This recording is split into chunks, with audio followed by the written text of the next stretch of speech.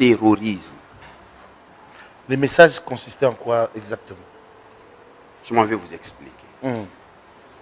Alors, l'éducation que moi j'ai reçue, je ne peux pas annoncer à un chef le message par la télévision, la radio, non. Je me suis rendu à la présidence de la République. À l'époque, oui. En son temps. Oui. Je parle là, le conseiller juridique du président Laurent Désiré Kabila vit encore. Le conseiller diplomatique du président Laurent Désiré Kabila vit encore.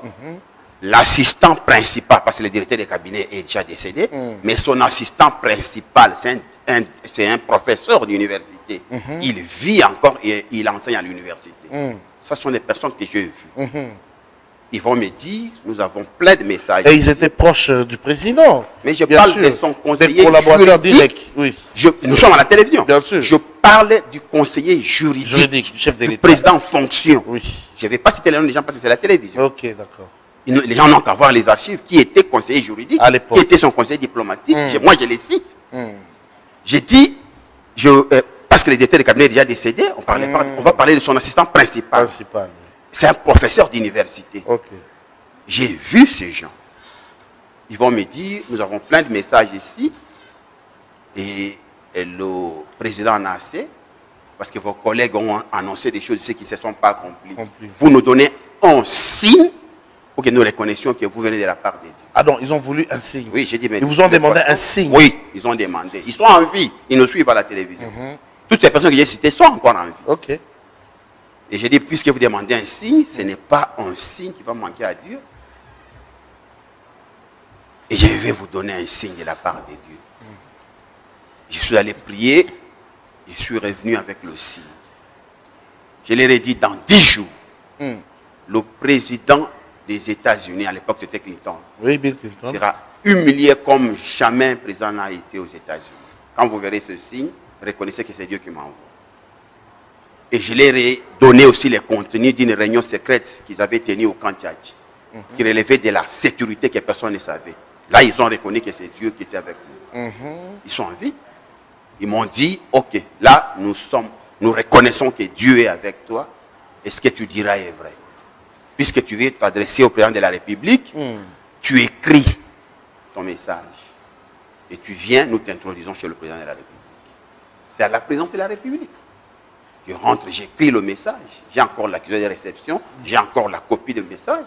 J'ai dit bien, le message concernait l'assassinat. Ce n'était pas des messages, il y aura quelque chose qui n'a pas de nom. Non, le message était précis.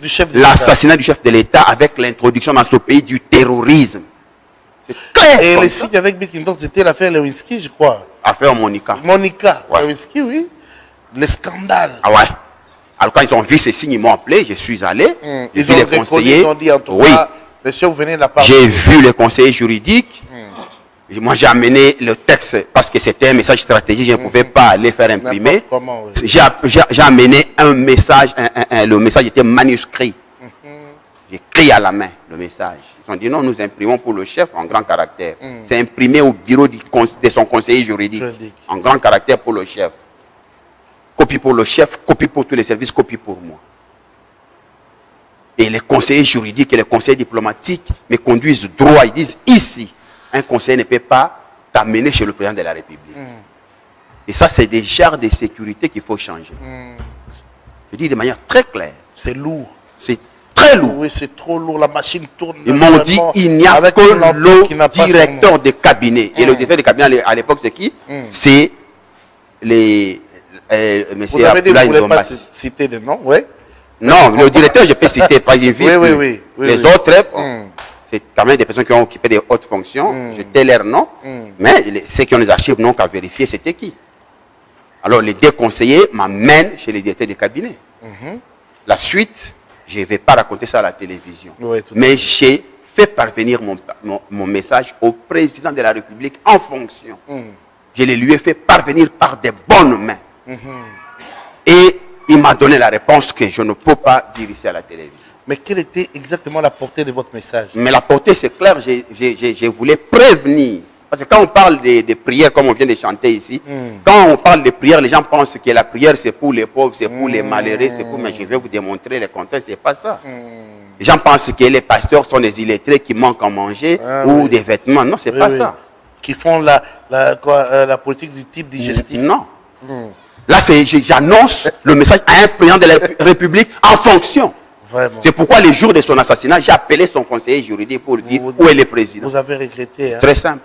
Aujourd'hui, le terrorisme aujourd'hui est introduit au Congo. Ça nous fait dépenser combien par jour? Ce n'est pas par mois. C'est des choses que nous pouvions prévenir.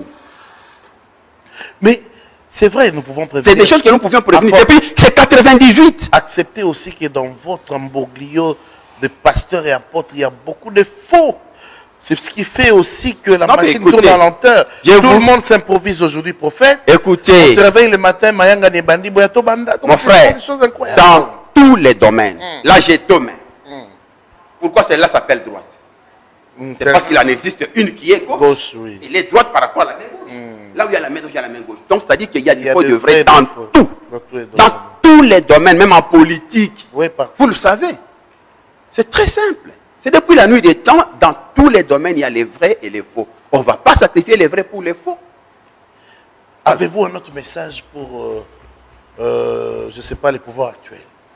Mais moi, je ne suis pas prophète, mais je ne peux pas manquer des messages. Je suis un apôtre en fonction.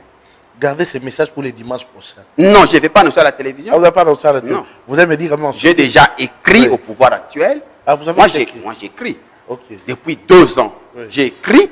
Et les choses que je l'ai écrites, ils n'ont qu'à voir ça, si ça s'est accompli, oui ou non. Nous sommes capables d'annoncer aussi l'avenir. On ne peut pas parler seulement du passé. On peut parler aussi du présent de l'avenir. Mais devons-nous vous appeler... J'ai écrit au pouvoir actuel il y a 2 ans. Ils n'ont qu'à voir moi, j'ai ma copie. On vous appelle apôtre prophète alors? Non. Est-ce qu'un apôtre je suis un apôtre, mais par la grâce de Dieu, nous pouvons sonder la pensée de Dieu. C'est ce que la Bible nous dit.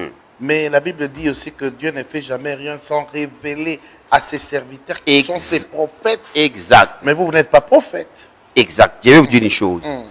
Je disais ici tantôt que les gens, quand on parle de prière, ils pensent que c'est pour les pauvres. Moi, je vais vous donner 2 témoignages. J'ai parlé du présent en fonction. Ça nous aurait épargné cette mort atroce et ce terrorisme et tout ce qui a suivi. Une mort ridicule. Ridicule. Et puis, c'est tout ce qui a suivi. La prévention, vous savez bien qu'elle coûte moins cher que le traitement. Le traitement, oui. Mais voilà la prévention. Mais je vais vous donner un autre cas. Nous avons une sœur. Parce que quand on parle de la prière, les gens m'analysent. Nous avons une sœur. Son mari enseigne à l'université. Cette dame, on l'a épousée, elle était vierge. Elle n'a pas connu d'homme avant. Elle arrive dans le mariage, et elle obtient la grossesse, elle va à la consultation. Le médecin découvre que l'œuf est vide. Dans une grande infrastructure médicale de la place. Et il disait vrai. Le couple vient me voir. Regarde ce que le médecin nous dit. Je dis, mais il a vu vrai. Mais il y a dans le ciel un Dieu qui peut changer les temps et les circonstances. Amen. Faisons recours à la prière. On a fait recours à la prière.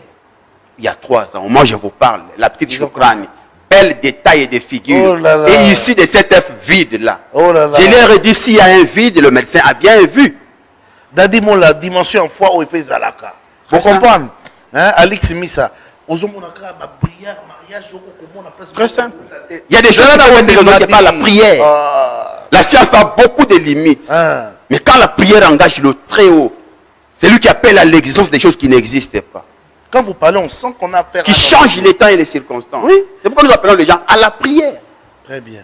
Nous aurions bien dû nous épargner des catastrophes inutiles.